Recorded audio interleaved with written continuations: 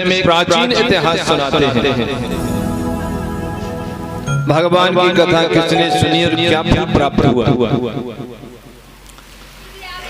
प्राचीन समय में तुंगभद्रा एक नदी है और तुंगभद्रा नदी के किनारे पर एक नगर बसा हुआ है और उस नगर में एक ब्राह्मण है आत्मदेव नाम के। कौन? आत्मदेव विद्वान ब्राह्मण है, काफी धनवान है, धन दौलत है, लेकिन संतान नहीं है। पत्नी का नाम है धुंधली। झगड़ा करने वाली, लड़ाई करने वाली, अपने पति का मान सम्मान भी नहीं करती। बात बात में इधर उधर पड़ोसियों से पति से झगड़ा किया करती थी। पति सदाचारी है, विद्वान है, ब्राह्मण है, पत्नी धुंधली है। यथा नाम तथा गुण, जैसा नाम है वैसे उसके अंदर अंदर अवगुण है।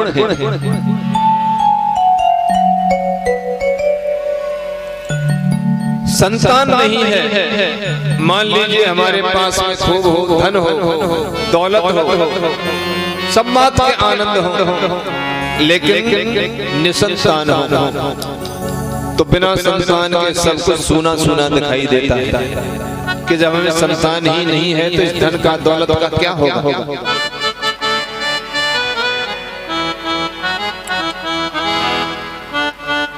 अनेक उपाय किए, यज्ञ किए, अनुष्ठान किए, अपना आधा धन दौलत भगवान के यज्ञ अनुष्ठानों में दान पुण्य इत्यादि में लगा दिया, लेकिन फिर भी सफलता नहीं मिली। आत्मदेव पंडित जी परेशान हैं, घर मन नहीं लगता है, बेचैनी है, धन भी अच्छा नहीं लगता, भोजन भी अच्छा नहीं लगता। कि जब संतान ही नहीं है तो इस घर का, इस भवन का, इस धन दौलत का होगा क्या करेंगे। हमारी जिंदगी तो थोड़ी सी है, उसके बाद भी ये कमाया हुआ धन व्यर्थ में ऐसे ही न जाने कौन कौन लूट करके ले जाएगा। जब कोई सफलता नहीं मिली, अनेक धर्म के अनुष्ठान कर लिए, लेकिन संतान की प्राप्ति नहीं हुई तो उसने आत्महत्या करने की सोची कि इससे तो मर ही जाऊं तो अच्छा है। नदी के किनारे पर पहुंचे हैं और डूब करके मरना चाहते हैं तुंगभद्रा नदी में। दैव योग से घूमते फिरते एक महात्मा जी वहां आए। महात्मा जी ने देखा कि वो ब्राह्मण नदी में गिरना चाहता है। दूर से आवाज आई, ब्राह्मण देव ठहरो, ब्राह्मण देव आप क्या कर रहे हैं, रुको। महात्मा जी आए, चरणों में प्रणाम किया। महात्मा ने उसने दुख का कारण पूछा। पंडित जी कहने लगे, महात्मा जी मेरे पास धन है, दौलत है, संपत्ति है, सब कुछ है, लेकिन संतान नहीं है और मैं संतान के दुख के कारण इस नदी में डूब करके मरना चाहता हूं।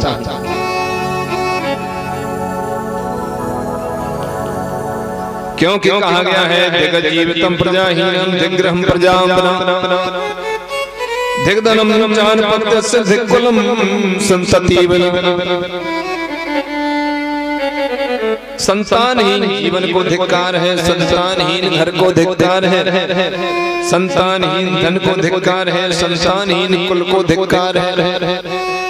महाराज मुझे पुत्र प्राप्त हो जाए, ऐसा कृपा करके मेरे मुझे कोई अनुष्ठान बताओ, मुझे क्या करना है, मैं क्या करूं। ब्राह्मण रो रहा है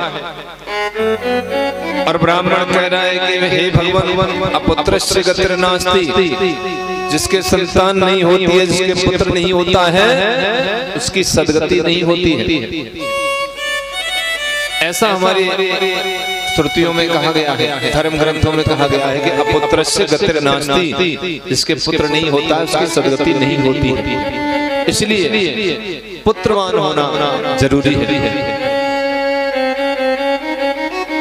महात्मा के हृदय में बड़ी करुणा उत्पन्न हुई, क्योंकि संतों का हृदय तो बहुत कोमल होता है। दूसरों के दुखों को देख करके स्वयं संत दुखी हो जाते हैं। संत हृदय नवनीत समान, कहा कबीर पर कहे न जाना। निज परताप द्रवई नवनीता, पर दुख द्रवई संत सुपुनीता। संतों का हृदय मक्खन के समान होता है। नवनीत, नवनीत कहते हैं मक्खन को। संतों का हृदय होता है मक्खन के समान कोमल, लेकिन थोड़ा सा भिन्न होता है, अलग होता है। क्योंकि मक्खन को यदि हम आग के पास में, अग्नि के पास में लाएंगे तो पिघल जाएगा। यानी मक्खन को स्वयं को कष्ट हुआ तो पिघला, लेकिन संतों का स्वभाव इससे थोड़ा विपरीत है। मक्खन को तो स्वयं को कोई आपत्ति आई, दुख मिला तो पिघल गया, लेकिन संतों को किसी दूसरे के ऊपर आपत्ति है और संतों का हृदय द्रवित हो जाता है। संतों का हृदय दुखी हो जाता है। तो वो दुखी क्यों है? संतों का स्वभाव होता है सर्वे भवन्तु सुखिनः, सर्वे जीवन निरामयः, सभी सुखी रहें, सारी दुनिया के दुखों को मुझे दे दें और सारी दुनिया सुखी रहे। ऐसा संतों का स्वभाव होता है। संत तो परोपकारी होते हैं, दूसरों का उपकार करना ये संतों का स्वभाव होता है। महात्मा जी आत्मदेव से कहते हैं, ब्राह्मण देवता संतान प्राप्त करके क्या करोगे? कर्म की गति बड़ी प्रबल है। इस समय मैं तुम्हारे प्रारब्ध को देख रहा हूँ। प्रारब्ध का मतलब होता है भाग्य में लिखा हुआ, ये प्रारब्ध होता है। संत कह रहे हैं कि मैं तुम्हारे प्रारब्ध को इस समय देख रहा हूँ, तुम्हें 7 जन्म तक कोई संतान नहीं होगी। 7 जन्मों तक कोई संतान नहीं होगी। अब तो ब्राह्मण कहने लगा अब तो मुझे मरना ही पड़ेगा, अब तो मैं मरूंगा। महात्मा जी के चरण पकड़ लिए ब्राह्मण देव ने और कहने लगे, ब्राह्मण देव या तो आप मुझे संतान प्राप्ति का वरदान दे दीजिए, नहीं तो आपके चरणों में यही मैं हत्या करके मरूंगा। महात्मा जी बड़े संकोच में, बड़े धर्म संकट में पड़े हुए हैं। इधर तो ये ब्राह्मण, इसके 7 जन्म तक कोई संतान नहीं है और ये मेरे सामने मरना चाहता है, ब्रह्म हत्या लगेगी, अब मैं क्या करूं? लेकिन सन्यासी सर्वथा सुखम, सन्यासी तो सर्वदा सुखी रहते हैं, उन्हें कोई दुख नहीं होता है, परोपकारी होते हैं। अपने सारे जीवन का पुण्य एकत्रित किया। मैंने अपने जीवन में जो भी पुण्य किया है, जो भी साधना की है, जो भी समाधि लगाई है, यज्ञ किया है, अनुष्ठान किया है, कुछ भी किया है, कोई भी धर्म का काम किया है, उन सब का पुण्य मैं इस ब्राह्मण को देता हूँ। मेरे पुण्य से इस ब्राह्मण के यहाँ संतान की से प्राप्ति हो जाए। एक फल दिया, एक फल को दे करके ब्राह्मण से कहा ये फल ले जाओ और अपनी पत्नी को खिला देना, तुम्हारे घर में योग्य संतान तुम्हें प्राप्त हो जाए।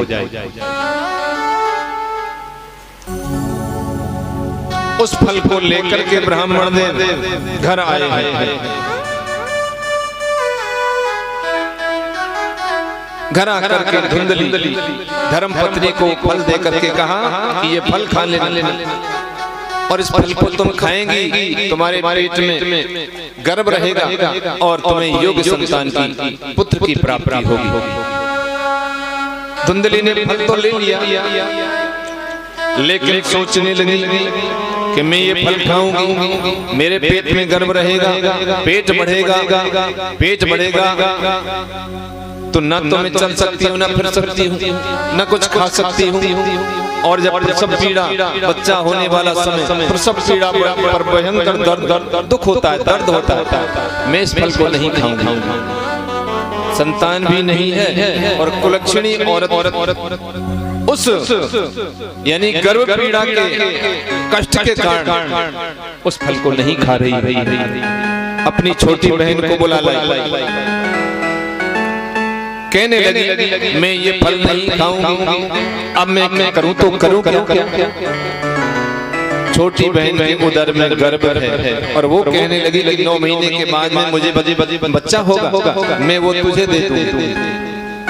उस फल को गाय को खिला दिया और छोटी बहन से वायदा कर लिया और तब तक तू गर्भवती होने का नाटक कर, तुझे नाटक करना है कि मैं गर्भवती हूँ, बाकी बच्चा तो मैं तुझे दे जाऊंगा।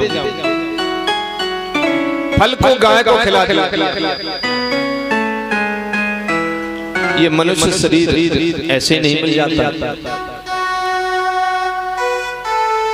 मनुष्य का जीवन बड़ा अनमोल रत्न है। इसको हम ऐसे बर्बाद करते हुए चले जा रहे हैं, बर्बाद करते हुए चले जा रहे हैं।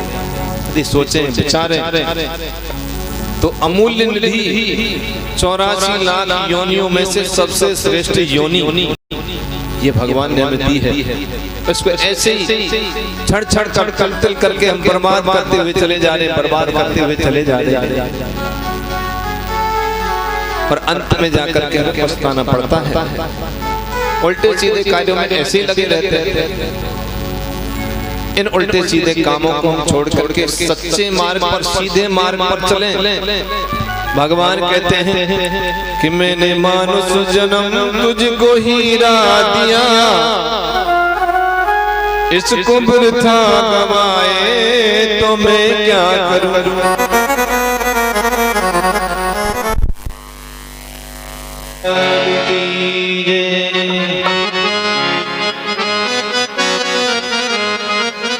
इसको वृथा गवाए तो मैं क्या करूं?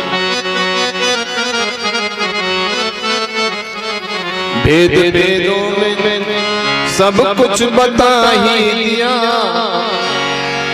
जो समझ में न आए तो मैं क्या करूं?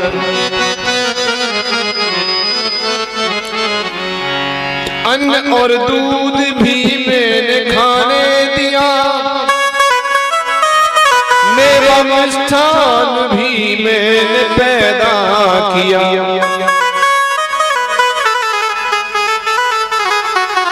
फिर भी है निर्दयी जीव के स्वाद पर, फिर भी है निर्दयी जीव के स्वाद पर, मांस मदिरा तू खाए तो मैं क्या करूं? हमारे पुण्यों के कारण भगवान का काम था हमें मनुष्य बनाना, भगवान ने अपना काम कर दिया। अब आगे हम इस मनुष्य शरीर का क्या करते हैं क्या नहीं करते भगवान को पता नहीं, हमें पता है। अपने जीवन को बर्बाद कर ले या सुधार ले। दीन दुखियों के दिल को दुखाने लगा और रात दिन पाप में मन लगाने लगा। तूने जैसा किया वैसा पाने लगा, आज आंसू बहाए तो मैं क्या करूं? बुरा काम करते चले जाते हैं, मन में आवे जाई काम करें, हम तो करेंगे, कोई रोके में बार थोड़ी खूब कर भैया, खूब कर कावे कहाँ लेना देना, हमें कहाँ लेना देना और कावे कहाँ लेना लेना, तो अच्छो लगे वाए कर खूब दारू पी खूब और कचू कर गाड़ी दे लड़ झगड़ कचू कर। लेकिन सुन लेना भगवान कहते हैं कि प्रत्येक तेरे शुभ और अशुभ कर्म का परिणाम फल मैं दूंगा, तू कर मैं उसका फल दूंगा। यहाँ तो पेश पड़ जाएगी लेकिन वहाँ पेश नहीं पड़ेगी। धुंधली ने क्या काम किया? महात्मा ने तो आशीर्वाद दिया था कि ये फल अपनी स्त्री को खिला देना, तुम्हें योग्य संतान हो जाएगी। पर धुंधली ने कहा काम करो, वो फल गैया को दे दिया। मोए ना चाहिए संतान, ना चाहिए तो बढ़िया, भगवान ने तो कृपा कर दी तेरे ऊपर, उन्हें 7 जन्म तक तेरे संतान थी नहीं। 9 महीना पूरे हुए, धुंधली यानी नाटक कर रही है कि मेरे पेट में गर्भ है, पड़ी रहे बेड पे, सब दिन पड़ी रहे, बेड रेस्ट बता दिया डॉक्टर ने। आजकल जन कहाँ चल गए बेड रेस्ट, नहीं भाऊ बेड रेस्ट करें। और पुरानी मैया बहना है ना, ये तो खूब तो चक्की चलामी, खूब चाकी चलामी, खूब कुट्टी कूटे, खूब भरोटा लामी, खूब कुआं पे पानी लामी, सब कचू करें। और ने को पता ना चला कब में है 2 3 4 5। और आजकल तो जन खाएगा, आजकल तो कछुई मत करियो, बिल्कुल पड़ी रहियो बेड पे, कछुई नहीं करना, ठीक है भैया बढ़िया। और फिर जाके खाए, हॉस्पिटल में जाएगी, पेट फाड़ दिया जाएगा, ऑपरेशन। ये न करने का परिणाम है। हम काम धंधो करें ना, एक दिन आपत्ति नहीं आवे, एक भी दिन परेशानी नहीं आवे, ना करेंगे तो ऐसी परेशानी आवे। जब शरीर हलेगो चलेगो ही ना, तो फिर या में क्या कर ले कोई। 9 महीना पूरे है गए, बहन पे हो छोरा, बहन अपने लड़का धुंधली को दे गई चुपचाप, और जाहिर कर दियो कि मेरे बच्चा हो। पंडित जी खुश है गए। इधर तो धुंधली की बहन वाले बच्चा दे गई, इधर गाय ने भी एक बच्चा यानी मनुष्याकार बालक को जन्म दिया। सबरो शरीर आदमी जैसो, परवा के कान गैया जैसे। आज आत्मदेव पंडित जी बड़े प्रसन्न हैं। कहा तो मुंह पे एक बच्चा नहीं, और आज तो गैया पैते बालक पैदा हुआ, और धुंधली पैते बालक, 2 बेटा है।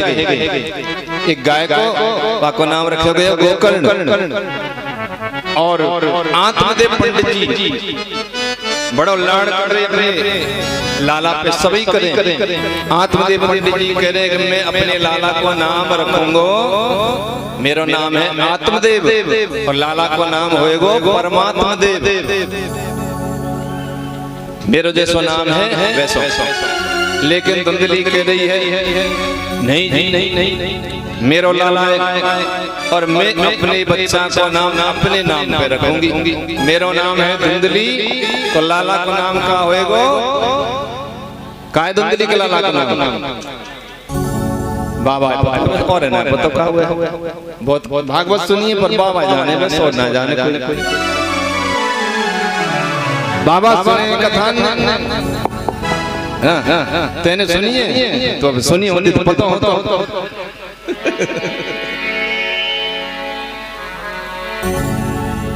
धुंधली के बेटा को नाम है धुंधकारी, जैसी मैया वैसे बेटा, जैसे मैया को नाम वैसे बेटा को नाम। धुंधली के बेटा को नाम धुंधकारी, ऐसा ही निकलो, जैसा नाम है वैसे ही धुंधकारी निकले। बड़ो है धुंधकारी नाम रखे गए, चोरी करे, बालकन ने मारे आवे, लट बजाया आवे, इधर उधर उत्पात करे, और बड़ो है गए दारू पीवे लगे, मैया बापन ने मारे। आत्मदेव पंडित जी बाके उत्पात दुखी है गए, जंगल में चले गए। गोकर्ण जी भी तीर्थ यात्रा को चले गए। अब अकेली धुंधली रह गई और धुंधकारी रह गए। शराब पीवे, पैसा न रहे जेब में। मैया ते कही ला, जो कचो है वो मैं दे। मैया कह रही भैया बेटा सबे तो तू ले गए, अब और कह रहे हो घर में कचो है, बर्तन भाड़े जो कचो मिले उठा के ले गए, बेच के दारू पीवे। घर में सब कचो समाप्त है गए। एक दिन शराब पी के आयो, और मैया के बोले पैसा दे। मुझे शराब पीने के लिए पैसे चाहिए, घर पे कुछ नहीं है, एक जलती हुई लकड़ी ले, जलती हुई लकड़ी और वाते मैया धुंधली को खूब पीते। मैया दुखी है कि कुआं में गिर के आत्महत्या कर ले। अब बेटा इतने दुखी करेगा तो कौन सी मैया सहन कर ले, बेचारी कुआं में गिर के आत्महत्या कर ले, चलेगी। अब मैया रहे ना बाप कोई नहीं, अकेलो धुंधकारी घर में रह गए। ये सब कथा हमारे ऊपर आवे वाली है थोड़ी देर में। हम सबई हैं धुंधकारी, ये तो कथानक है। अब धुंधकारी 5 वेश्याओं को ले आया, घर में 5 वेश्याओं को ले आया और कुकर्म करने लगा। एक दिन क्या भयो, राजा के खजाने में, कछु राजा के खजाने में चोरी कर लाई, बहुत धन दौलत, अपार धन दौलत राजा के खजाने को लूट करके लाया है और वेश्याओं को जाकर के दे दिया। वेश्या प्रसन्न हो गई, कहने लगी, सोचने लगी कि ये धुंधकारी जीवित रहेगा तो राजा के दूत धुंधकारी चुरा करके लाया, इसको राजा पकड़ ले जाएगा, जेल में डाल देगा और इसके साथ साथ हम भी जेल में जाएंगे। इससे तो अच्छा ये है कि धुंधकारी को मार दे और इसका माल मता सब लेकर के यहाँ से भाग चले। वैसा ही किया, धुंधकारी को मारने लगी लेकिन मरता ही नहीं है। नार में फांसी लगा दी, फिर भी नहीं मर रहा। जलते हुए अंगारे मुंह में भर दिए, फिर भी नहीं मर रहा है। अत्यधिक पापी ऐसी सहज में नहीं मर जाए, बड़ी कर्री जान निकले पाप पर बेवारी। जिसने जीवन में अधिक पाप किए हैं उसका अंत समय बड़ा दुखदाई होता है। वो पाप से दुखी करते हैं। पुण्यात्मा व्यक्ति को पता भी नहीं चलता कहां से प्राण निकल गए, लेकिन पापी व्यक्ति अंत समय में बहुत दुख पाता है, बहुत दिन बीमार रहता है, बुढ़ापे में तिल तिल करके उसे दुख पापा करके वो पाप उसे दुखी करते हैं। अंत में धुंधकारी को 5 वेश्याओं ने मार दिया, गड्ढा खोद दिया, घर में गड्ढा खोद करके उसको गाड़ दिया और वहां से भाग गई। ये धुंधकारी कौन है? जीव। हम आप सभी धुंधकारी। और आत्मदेव कौन है? आत्मा यानी आत्मा, ये जीवात्मा हमारे अंदर विराजमान है और हम भी अपनी आत्मा के देव हैं, हम भी आत्मदेव हैं। धुंधली कौन है? धुंधली है हमारी बुद्धि। ये बुद्धि तो करवावे, यदि बुद्धि शुद्ध होएगी तो हम अच्छा काम करेंगे और यदि बुद्धि बिगड़ी हुई होगी तो हम बहुत बुरा काम करेंगे। ये बुद्धि ही धुंधली है, धुंधकारी जीव है, उसे ज्ञान नहीं है, उसे बोध नहीं है, अज्ञानी है और अज्ञान के कारण अनेक प्रकार के पाप कर्म करता है। उसे नहीं सोचता है मुझे क्या करना है क्या नहीं करना है, वो जो कुछ करता है वो करता ही रहता है।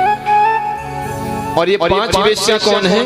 5 विषय, शब्द, स्पर्श, रूप, रस और गंध। ये 5 विषय हमें इस जीव को बांधे हुए हैं। शब्द यानी कोई भी शब्द हम बोल रहे हैं, सुन रहे हैं। स्पर्श हमारे हमसे कोई टच कर जाए तो स्पर्श है। जैसे वायु बह रही है और हमारे शरीर को स्पर्श कर रही है तो उसका अनुभव हमें हो रहा है, ये स्पर्श। शब्द, स्पर्श, रूप जो कुछ हम देख रहे हैं। रस ये जिह्वा बोलती भी है और रस भी ग्रहण करती है। और गंध यानी खुशबू, बदबू, ये नाक से महसूस करते हैं। तो ये 5 विषय हैं, इन्हीं 5 विषयों में हम सभी फंसे हुए हैं और हम सब धुंधकारी हैं। यदि हमें अपनी सदगति करनी है तो धुंधकारी से हमें गोकर्ण बनना पड़ेगा। जिसके गाय जैसे कान हैं, सब कुछ सोच समझ करके वन में एकांत में सत्संग के लिए चले गए, तीर्थ यात्रा के लिए चले गए। दोनों भाइयों ने साथ जन्म लिया, लेकिन एक भाई दुष्टता की प्रवृत्ति हो गई, एक भाई संत प्रवृत्ति में चला गया। जब धुंधकारी को मार दिया, बहुत दिन बाद गोकर्ण जी अपने घर वापस आए हैं। रात्रि के समय सोए हुए हैं अपने घर में आकर, तो एकाएक धुंधकारी प्रकट हुआ कभी भैंसा बन जाता है, कभी अग्नि का रूप धारण कर लेता है, कभी भयंकर राक्षस बन जाता है, अनेक अनेक प्रकार के रूप धारण करके प्रकट हुआ। गोकर्ण जी कह रहे भैया तो भूत है, प्रेत है, राक्षस है, कौन है, कहां से आया है, क्या चाहता है? धुंधकारी कह रहा है हे भैया ना मैं भूत हूं, ना जिंद हूं, ना प्रेत हूं, ना राक्षस, मैं तो तेरा भाई हूं। मैंने बहुत बुरे कर्म किए हैं, पाप कर्म किए हैं, मेरे बराबर पापी शायद दुनिया में कोई नहीं होगा, इतने भयंकर मैंने पाप किए हैं। इन पापों के परिणाम स्वरूप मुझे प्रेत योनि मिली है, भूत योनि, प्रेत योनि। मुझे भूख लगती है, भोजन भी सामने होता है लेकिन मैं खा नहीं सकता। मुझे प्यास लगती है और पानी भी होता है लेकिन मैं पी नहीं सकता। देखो हमारे बूढ़े बूढ़े गुजर जाए तो श्राद्ध के दिनों में पानी देना, जल देते हैं डाब से, उसी जल को हमारे पितर लोग पीते हैं, वो अपने आप नहीं पी सकते, इसलिए अपने पितरों को जल हमें देना चाहिए। विशेष करके श्राद्ध वाले दिनों में 15 दिन जो होते हैं ये देवी देवता के हों पितरों के, उस समय पर हमें अवश्य ही अपने पितरों को जल देना चाहिए, श्राद्ध कर्म करना चाहिए। और पंडित जिम जाए तो जिम जाए तो कोई बात नहीं, चिंगारी पर भोग जरूर लगा देना चाहिए। तो ये है हमारी श्रद्धा और इसे हम कहते हैं श्राद्ध। श्राद्ध कर्म अवश्य करना चाहिए। हम भोग लगाएंगे चिंगारी पे, वही भोग, उसी भोग से हमारे पितृ तृप्त होते हैं, और वही जल जो हम जल देंगे उसी जल से हमारे पितृ तृप्त होते हैं, उनकी प्यास लगती है। धुंधकारी कह रहे हो भैया भूख लगे, प्यास लगे, लेकिन मैं पानी नहीं पी सकता, मैं परेशान हूँ, मैं दुखी हूँ, मेरे दुख को मिटाओ। गोकर्ण जी कह रहे भैया मैं तेरे लिए गया श्राद्ध करूंगा, लेकिन धुंधकारी कहता है कि गया श्राद्ध सतेना पी मुक्ति में ना भविष्यति। एक गया श्राद्ध की तो चलेगा, तू 1 लाख गया श्राद्ध कर लेना तो भी मेरी मुक्ति नहीं होगी, मैंने इतने भयंकर पाप किए हैं, तो तेरी मुक्ति का क्या साधन है? प्रातः काल हुआ, गोकर्ण जी के इष्ट देव है सूर्य भगवान। सूर्य भगवान को प्रणाम किया और हे मेरे इष्ट देव, मेरे भाई की मुक्ति कैसे हो, वो उपाय मुझे बताओ। सूर्य भगवान ने उपाय बताया कि श्रीमद् भागवत की कथा इसको सुनाई जाए तो इसकी मुक्ति हो सकती है। कितने कितने पाप करे, सबरे अवगुण, सबरे पाप करे, चोरी, डकैती, हिंसा, लूट, मतलब जो कुछ भी था मैया बापन को दुख दियो, सब पाप करे धुंधकारी। लेकिन गोकर्ण जी ने सूर्य भगवान के कहे अनुसार श्रीमद् भागवत की कथा धुंधकारी को सुनाई। जब 7वें दिन की कथा आई तो ये जैसे हमने 7 गांठ का बांस लगा रखा है, ऐसा ही बांस वहां स्तंभ के रूप में गढ़ा हुआ था। उस बांस में धुंधकारी प्रविष्ट हो गया, कोई जगह नहीं मिली, बैठे बांस में धुंधकारी प्रविष्ट हो गया। एक एक दिन की कथा होती गई, एक एक बांस गांठ फटती गई। 7 दिन पूरे हुए, 7 दिन में तड़ तड़ करके बांस फट गया और धुंधकारी चतुर्भुजी स्वरूप में आकर के गोकर्ण जी के सामने खड़ा हो।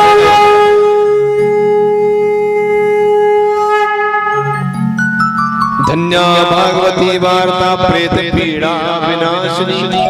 भागवत की कथा धन्य है जो इतना बड़ा पापी, ऐसा पाप करने वाला पापी भी सप्ताहो अपि तथा धन्य लोक फल प्रदा। प्रेत पीड़ा को नाश करने वाली श्रीमद् भागवत की कथा धन्य है। जो इस कथा को नहीं सुनता है उसका जन्म लेना व्यर्थ है। इतना बड़ा पापी भी श्रीमद् भागवत की कथा को सुनने से मुक्त हो गया, सारे पाप नष्ट हो गए। अब हमने तो इतने पाप थोड़ी करे जितने धुंधकारी न करे, हम तो बहुत अच्छे हैं,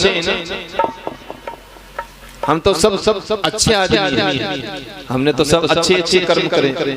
जब इतने बुरे कर्म करने वालों धुंधकारी भी मुक्त हो गया, तो हम यदि 7 दिन तक भगवान की कथा सुनेंगे तो भगवान का गोलोक धाम वैकुंठ धाम हमें प्राप्त हो जाएगा, इसमें कोई संदेह नहीं। लेकिन कथा को नियम पूर्वक सुने।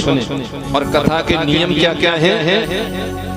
और ये शरीर है ना, ये शरीर तो ऐसे ही धीरे धीरे करके क्षीण होता हुआ चला जाएगा। बचपन चला गया, जवानी भी चली, यानी थोड़ी थोड़ी चलते चलते चली जाएगी। बचपन गया, जवानी गई, बुढ़ापा आ गया, और ये बुढ़ापा भी समाप्त होगा। कब? जब बुढ़ापा समाप्त हो जाए तो सब काम तमाम हो जाए। एक दिन मृत्यु की सैया पे सोमनो पड़ेगो,